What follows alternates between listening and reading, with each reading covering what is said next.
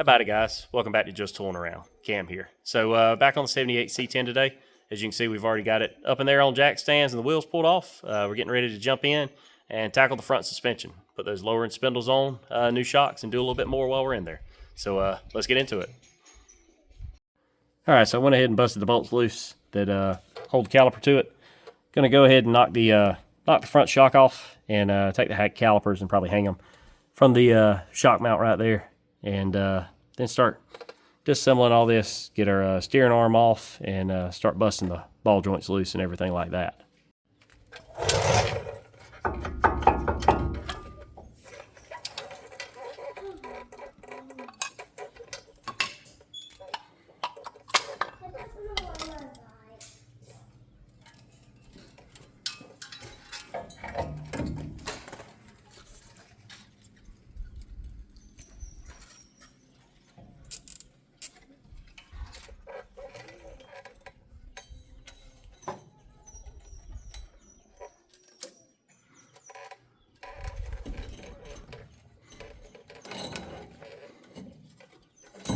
Oop. Drop it.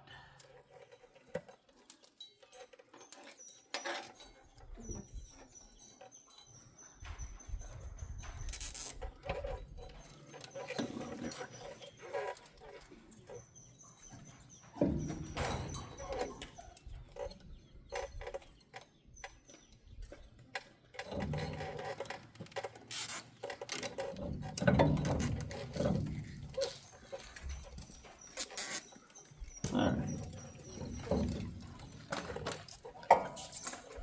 That should keep it up and out of the way. Alright. Next we'll bust the wheel bearing cap off. Start taking the hub and all off.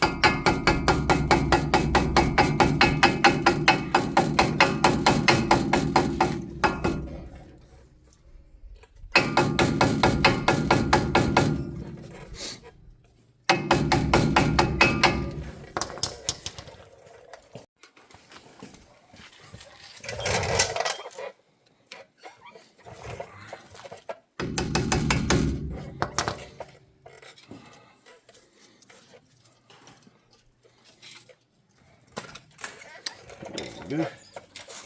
Pull that off there.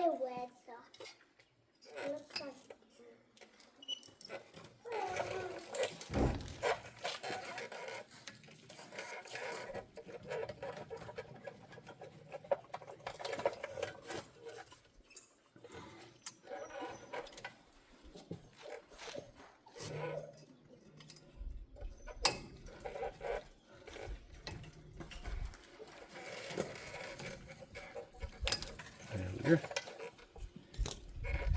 that. Alright, got the cotter pin out of it. Grab us the socket. We'll go ahead and bust that bolt loose.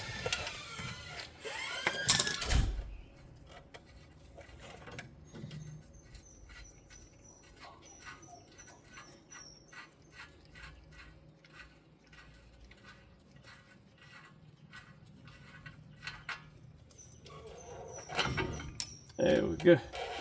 That bearing right there. I'll go grab a plastic sandwich bag, stick that in it. Keep from messing that up. So I went ahead and stuck the rotor on the workbench, took the bearings and all, and bagged them up in a bag, just to keep them clean, keep any dirt and anything from getting in them. Again, I'm going to take a look at them, see if we're going to reuse those again. I know we cleaned them up in one of the first videos. They really don't look too bad, and the truck's actually been stopping and driving pretty good with them, so we may stick with them. I'm going to pop the dust cover off, and then we're going to work on getting the tie rod end off here, and then start on the ball joints. I do have a set. I was able to pick up the lower ball joints. The uppers are on order. Looking at these are still riveted in, which tells me that these have never been changed on this truck before, so somewhere in the neighborhood of 40 to 50 years old. So it's probably about time for those to be swapped out. So I'll get this dust cover off, get that knocked off, and then we'll take a look at those things.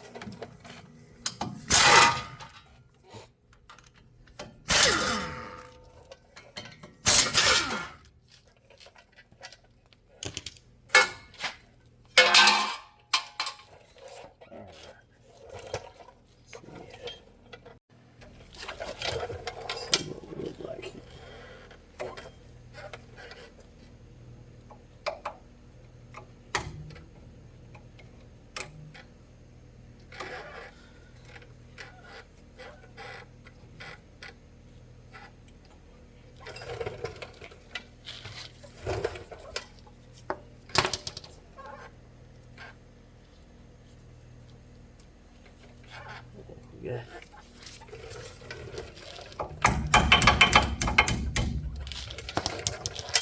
Get the cotter pin out of there. Straighten it pretty well.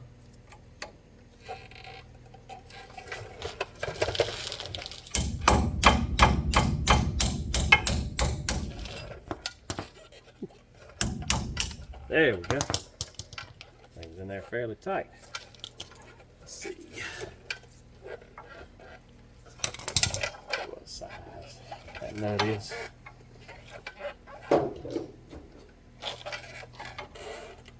There we go.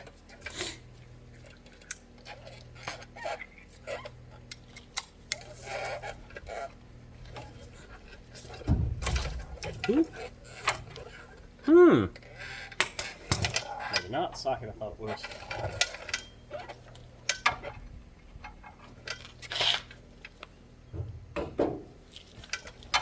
There we go. Sorry.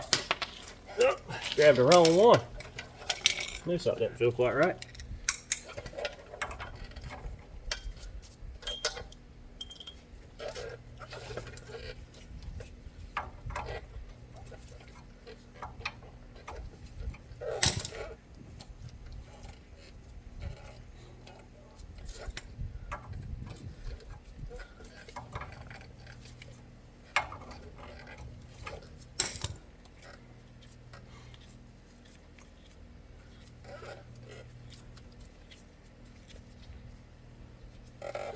All right, let's try the old.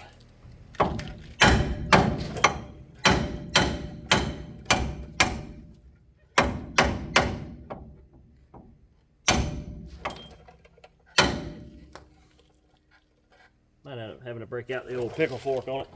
We'll see.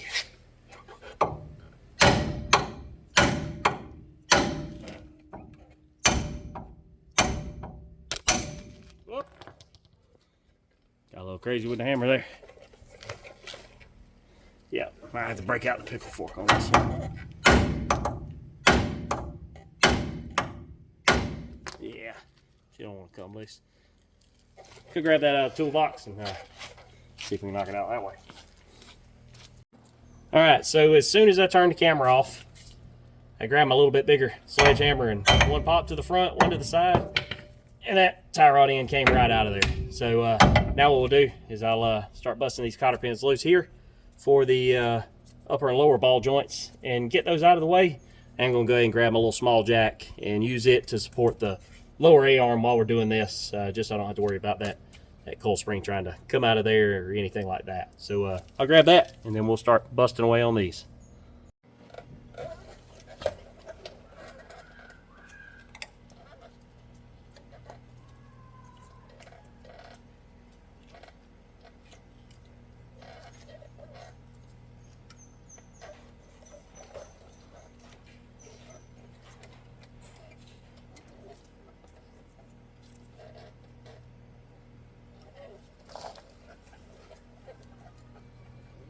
There we go. Come on out. Whoop.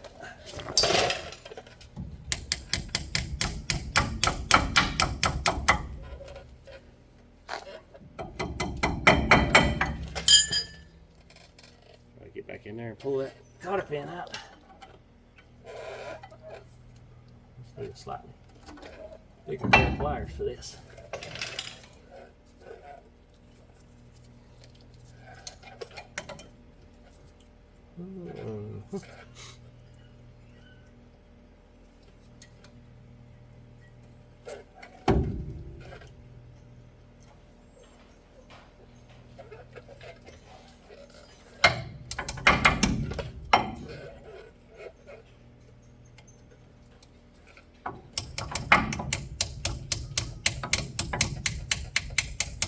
There we go.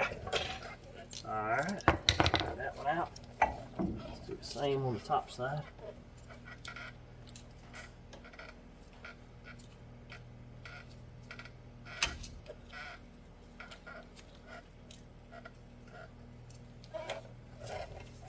Now, I apologize, y'all probably getting a good view right down the back of my armpit rather than actually getting to see anything. I'm sorry for that.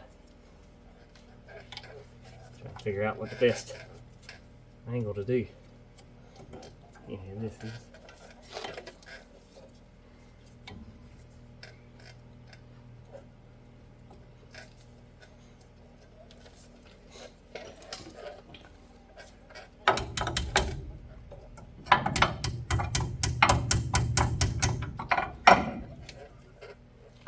Let's see.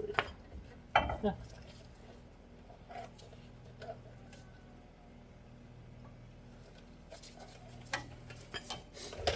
Thought I had a there we go. A flat brother screwdriver I could probably.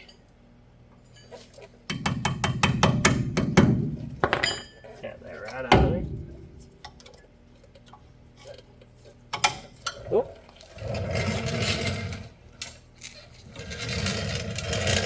Try to send that one into orbit.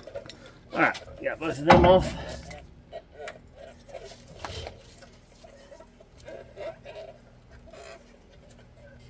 Figure out the best way. There we go.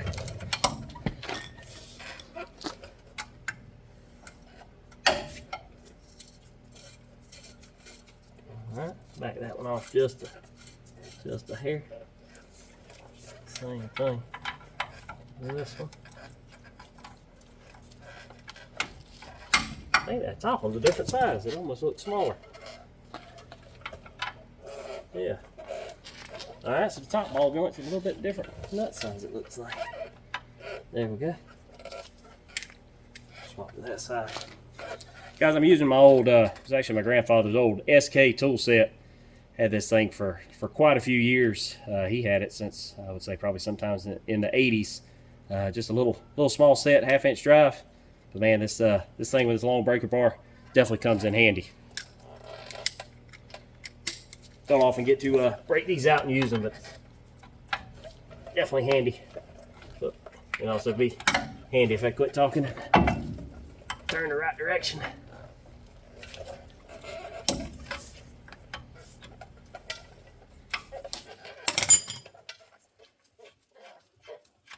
Alright, leave a couple threads on there.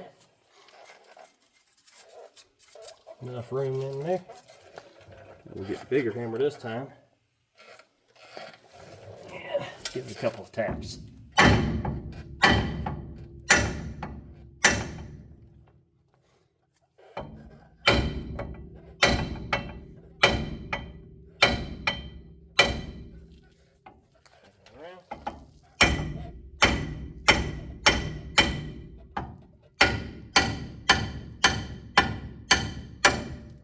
Go, top pop.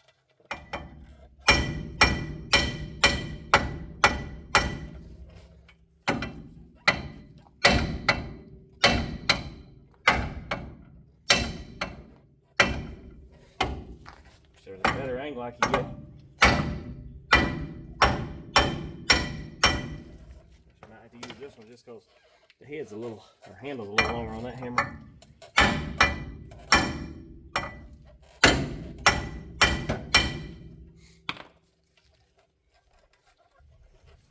Yeah. Might have to do something different to get that bottom one off. Let's move some of this junk out of the way. See what we can do here. Ooh, head was starting to come off of that red handle hammer right there, which ain't good.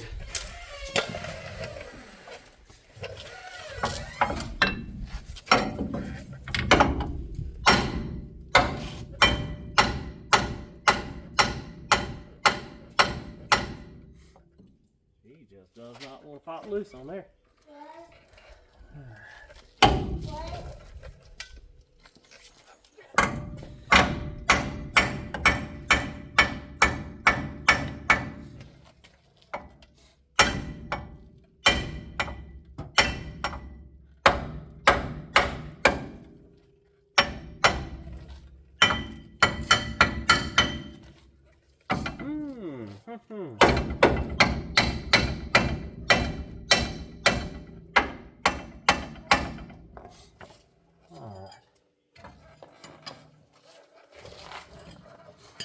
Now we might end up having to use the pickle fork on. I'm gonna grab my blower and blow some of this junk from under there, just so it's clean up under there. When I set the jack, I can actually maneuver it around, and then go grab my smaller floor jack and put it right up under the edge there. Once we get the top taken loose, and I'll figure out how I want to handle getting this bottom one off. You know, in honor of safety first or third or whatever, I didn't have a chain, so I grabbed a ratchet strap. That ought to be totally enough to hold onto that coil spring when I drop this thing down. Right.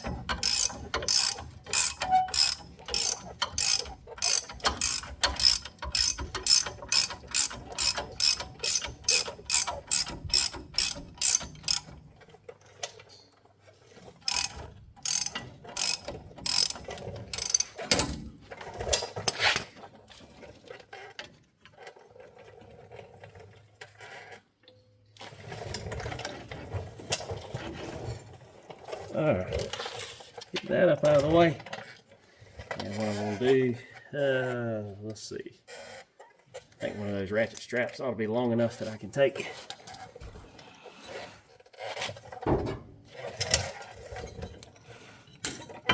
Snip it, move it over here, and hang it off of that for now. That ought to be perfect. Ooh.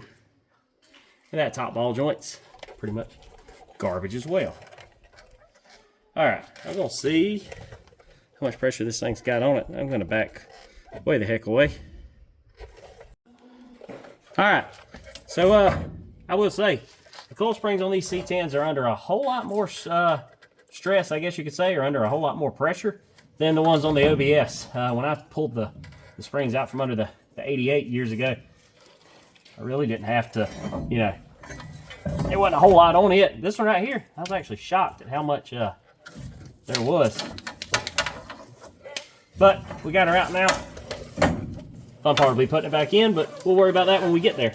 All right, so I got it back jacked up just to hold it in position, really where I've got space I can get to and work on it. I'll be able to get in there and at least cut. I'm not gonna have enough room to get in there with the old Tabo and cut that. I don't know. We'll find out. I can at least get it started with that. If I have to, I'll finish it up with the Sawzall.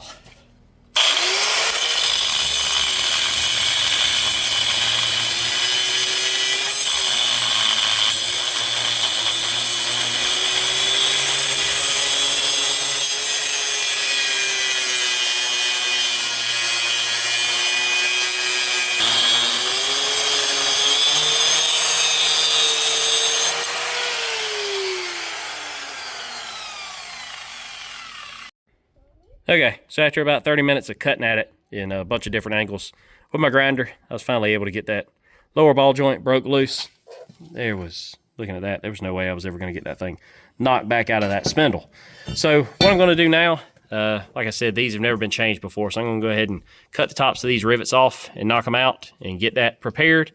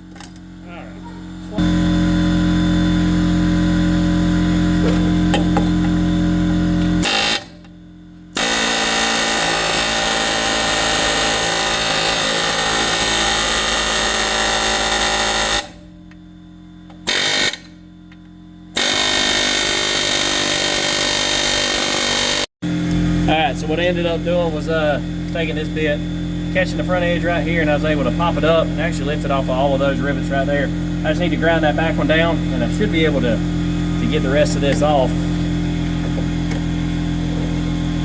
Gonna have to do a little bit of cleanup right there. Once I get this out, I kind of rolled some of that metal back, but not the end of the world. I thought I was doing more damage to the actual ball joint itself than I was to the metal right here on the mated surface, but we can take a roll off and clean that up. It'll be just fine.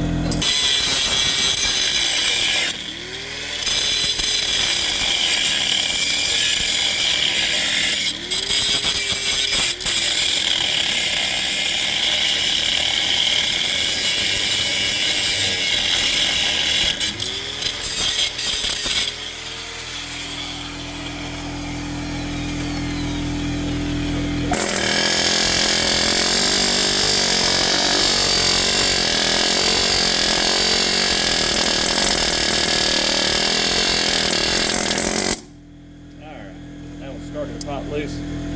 Take now and see if we can drive these back down through the top control arm. Alright.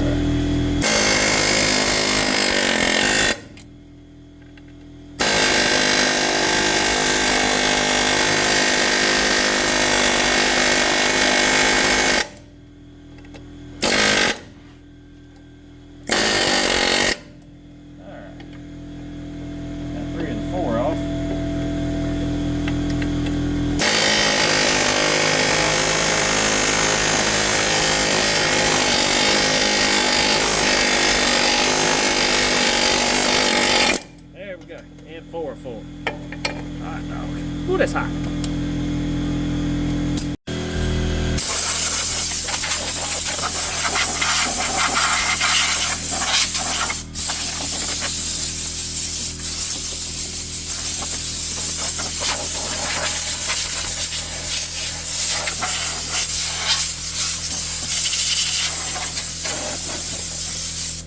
Alright, good enough.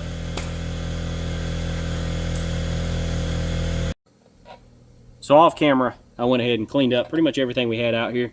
Couldn't stand rolling around in all that mess. So blew everything off a couple times, cleaned through it, hit this with a wire wheel, at least to try to knock the majority of the dirt off of it. And also to clean up around that lower ball joint. So I got my ball joint press hooked to it. Let's see if we can get this thing out of there fairly easily.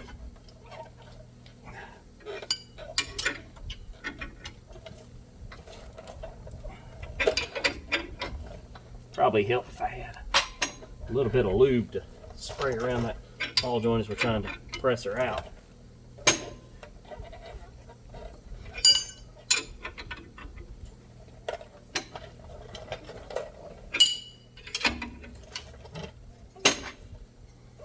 There we go. I see it starting to move. Oh yeah. Well, hell fine. Actually put it on the tip. There we go.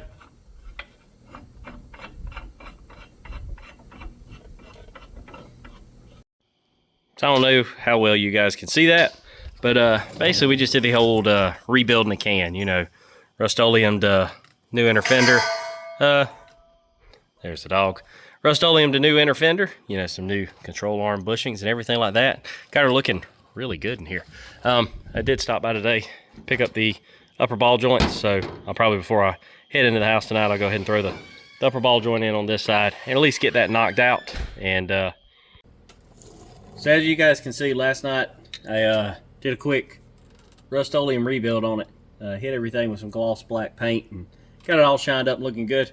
Went and picked up our upper ball joints today, got those in, so we'll go ahead and get the boot to slide through. There we go. We'll go ahead and get these new ones bolted on.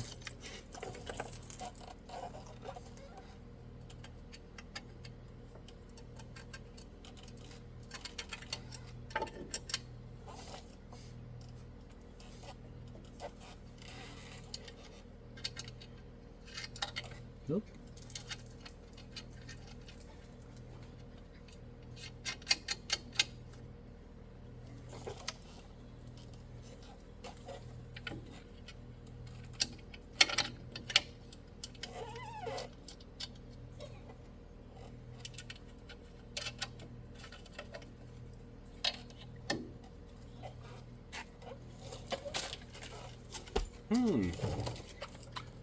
Looks like I'm one. Oh, no, never mind. Rolled away. Thought I had lost one of the pieces of hardware. But down on the floor, it's just a little hidden.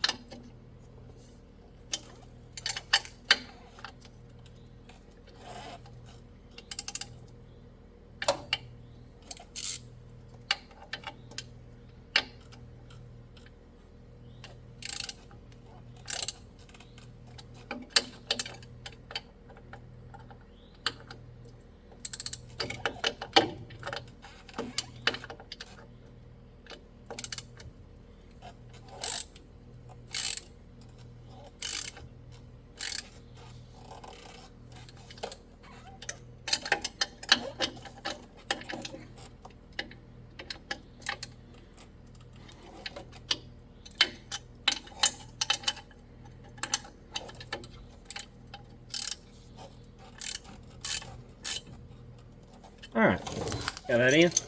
Should be good to go there. I'll go grab the ball joint press and we'll go ahead and get our lower pressed into the control arm and move on from there. Alright, went ahead and jacked the arm up. I knew the other day I didn't have quite enough room to get the ball joint press in there. So, get that bottom one in there. Oop.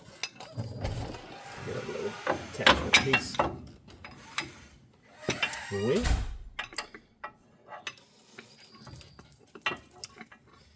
Let's see what's the best way to do this.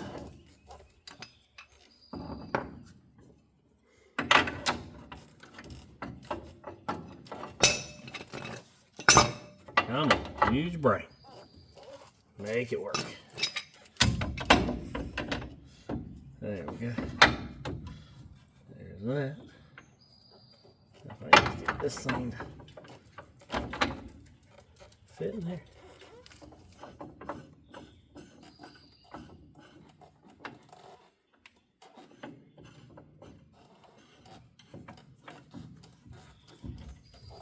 Get this thing fairly centered up. I'm feeling square. Let's see.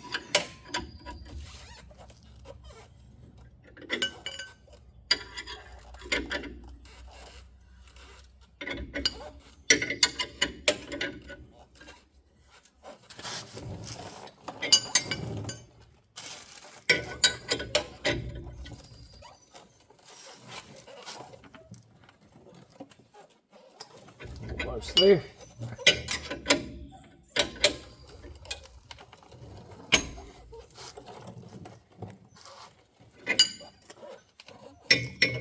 Just a little bit more seated.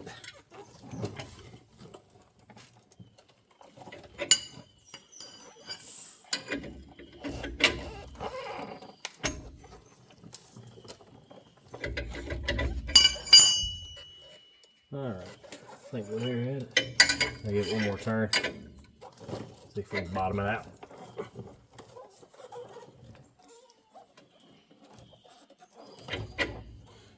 There we go.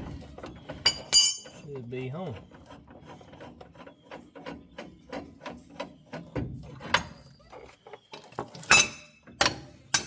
Alright. Now all I should have to do is get our dust cover.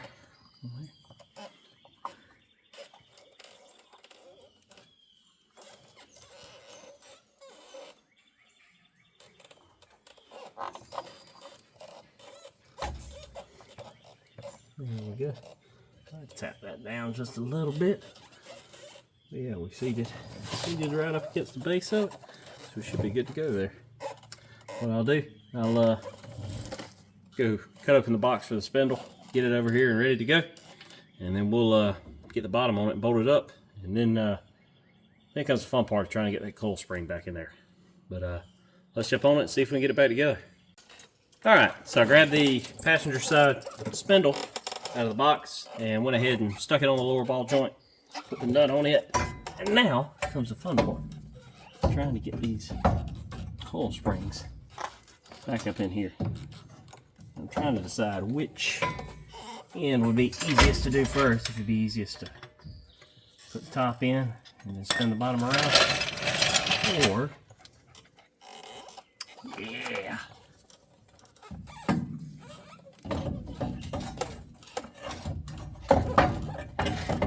Well,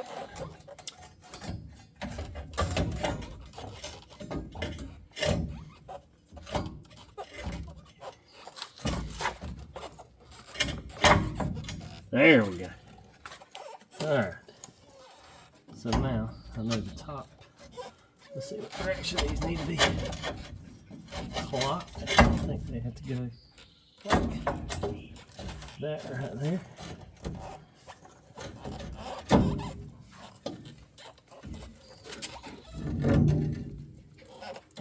I believe that's the way they have to go. Let me make sure.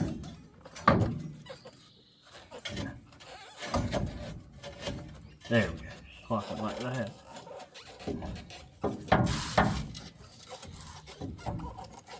Now,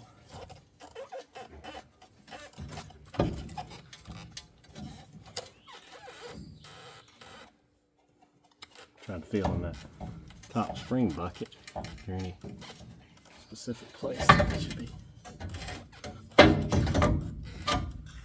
There we go. That's in. So now we'll start slowly bringing the back end up.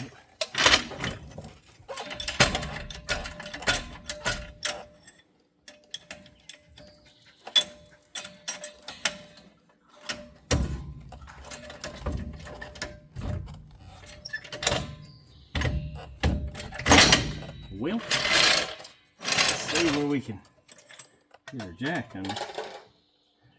That's where I just had it. Wasn't working.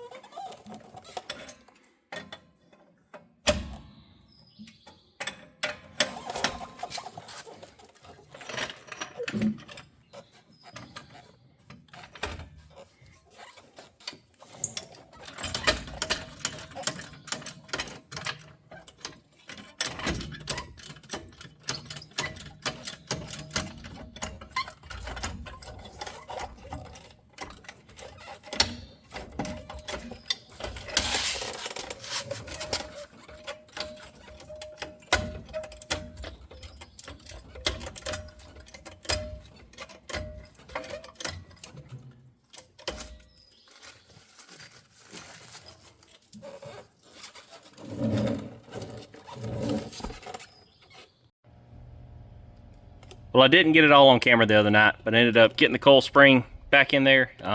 Went ahead and pretty much have this side buttoned up. So the coil spring's in there, everything's bolted up. Went ahead and put my shock on, moved the caliper around it where it needs to be, and put my backing plate or my dust shield on there. All I got left to do now is go grab the rotor itself and the bearings and go ahead and throw those on there. For now, I am just going to stick with the rotor and wheel bearings that we got. All of that looked good. It's been driving fine, so I'm going to stick with it. The one thing I do have to go pick up is another tie rod in. I'll run grab 2 of those tonight. Go ahead and prepare for doing the one on the driver's side as well. But let's get this rotor and hub and all this stuff back on and get this side finished up, and then we'll move around to the driver's side.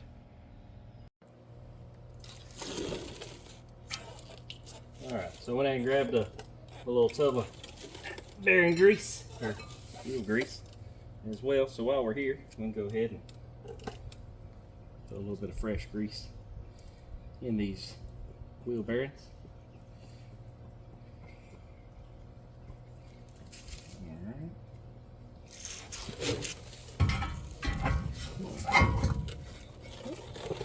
Got a good bit of it.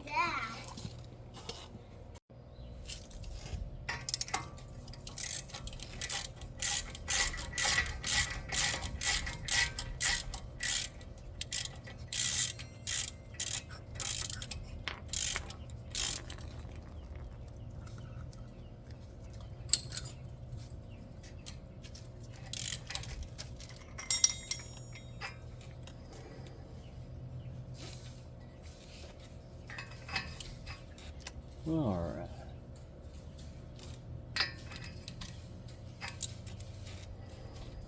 There we go. All I need to do. Gotta figure out where the hole for the cotter pin is in this spindle. I don't even remember seeing it before I put it on. Oh, and the dog ran off with the cotter pin.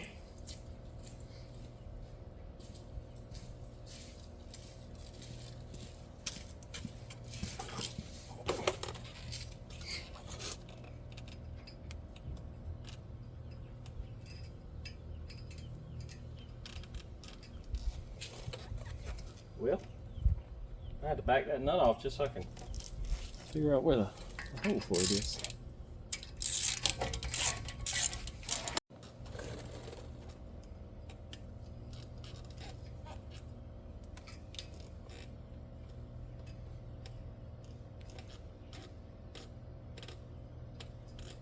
Yep, trying to bend that flat.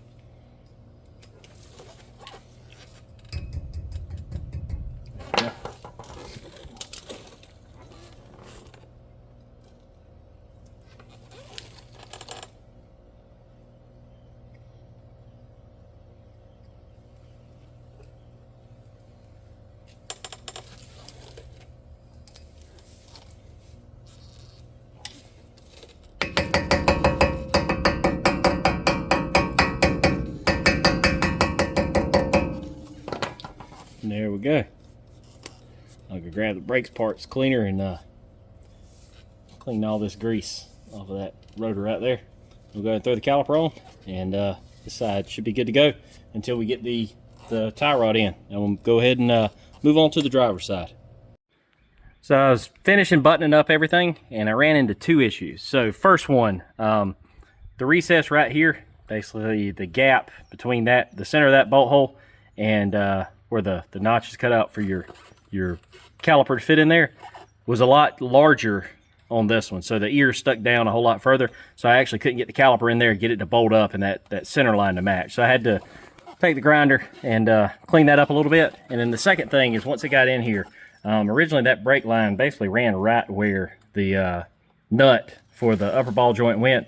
So I reached in there with a pair of, I actually took a wrench, just got behind it, bent it out a little bit and bent it down some. And now as you cycle the steering, you got a good clearance there. It's not rubbing against anything. I may take it and bend it out just a little bit further and go down just a hair further, just so it's not touching any of this right here. And then if I have to, I got a good bit of slack up there that I could pull some back through. But just a couple issues that I've ran into so far. Other than that, everything else seems to be fitting well. The telltale test will be when I go to put the wheels on. Everything I've read online said that you can use like stock 15x7 wheels with the lower end spindles without having to worry about the inner lip of the wheel like catching down there on the lower A-arm or anything like that. So I'm hoping we are good, but I'll get this brake line bent up and then we'll move around to the driver's side now. Went ahead and got the passenger side tie rod installed, and then went ahead and threw the wheel and tire on it. Overall, looks pretty good. Even sitting up on jack stands, you can definitely tell the difference. And looking side to side between the two spindles before I busted the driver's part, you could see the height difference. So this side's a little bit different story. So I pulled everything apart, and I knew that there was a little bit of a power steering leak on this side. I think it's coming from the seal on the bottom of that steering box, but I didn't realize how severe it was. There was a good bit of rust, and there's a lot of pitting in that spring pocket. The spring itself had a good bit of rust on it as well when I went to pull it out. So what I'm going to end up doing, this is after I've cleaned it. So I've sprayed this down with degreaser a couple times, hit it with the pressure washer. I'm gonna have to get the grinder and try to clean out that spring pocket a little bit. There's still a good bit of rust and junk right there in the base of it. So I'm gonna try cleaning all that up. Gonna pop the hood here in a minute, see if I can figure out exactly where that, if the seal's there, where all of this power steering link's coming from, or if I got something else going on. But dig into that a little bit, and then go ahead and throw 2 new ball joints in here and get this side put back together and get her sat back down on the ground. I finished up putting the caliper on it, and I will say that the driver's side ended up being fairly uneventful compared to the passenger side. So on the other one, the distance between the bolt hole that runs through here and the end of the ear right there was about an 1/8 inch longer than the factory one. So whenever you would put the calipers in there, they would fit, but the holes would be offset. So I couldn't get them to bolt up. So basically what I did was I took the grinder, grinding disc, and cut that back some on the other side, hit it with the flap wheel, cleaned it up, and then they were able to bolt on just fine. This side went in with no issues. One other thing that we had to do, sorry about my nose, dealing with some allergies right now, but one other thing that you do have to do, no matter what lowering spindles you use, is on the back side where the rubber line runs. Once you install the spindles, it'll actually have it sitting right against that nut for the upper ball joint. So basically just grab a hold to the hard line with a pair of pliers, bend it out and bend it down a little bit, and give you plenty of room around there. Same thing I did on the passenger side. So now that all that is pretty well finished up, throw the wheel on it, and let's sit it down on the ground and see what she looks like. All right, well, we got the wheels and tires back on her, and pulled her out here in the yard to a fairly level spot. And overall, I'm pretty pleased with the stance. Probably could have stood to go a little bit lower in the front. If I had to do it over again, and I probably will go back in later and cut a half coil or a coil out of the front just to bring that front end down just a little bit more. But overall, I think she looks pretty good. Definitely got rid of that really front end high look that it had. The yard does kind of slope on this side a little bit. The more I look at it now, I'm realizing that. So you move around to the driver's side, it does look a lot more level. I think that looks pretty good right there.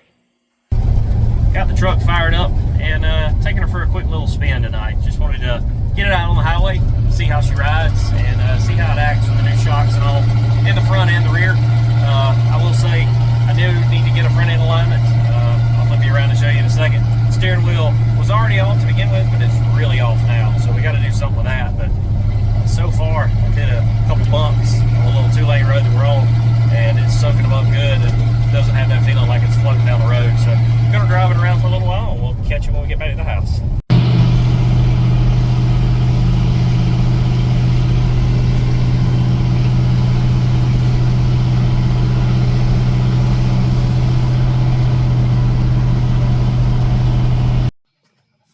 I just pulled back in the yard and parked the old C10 right next to the OBS. Took it on like a 3 to 4 mile round trip right here around the house, and I'll say even in that short amount of time, the suspension and the way this thing rides is totally different. So don't have to worry about dodging potholes and bumps in the road. It pretty much just soaks all that up. And being a little bit lower as you go around the curves and things like that, it doesn't have that feel of body roll like it did before. I will say, as I pulled in just now, I thought that I'd set my tie rods pretty straight. Must not have eyeballed it too well, or need to get my eyes checked, because the passenger side is pointing straight forward and the driver's side is towed in a pretty good bit. So I'll adjust that here later, and sometime this week carry it to the alignment shop and let them set it the right way.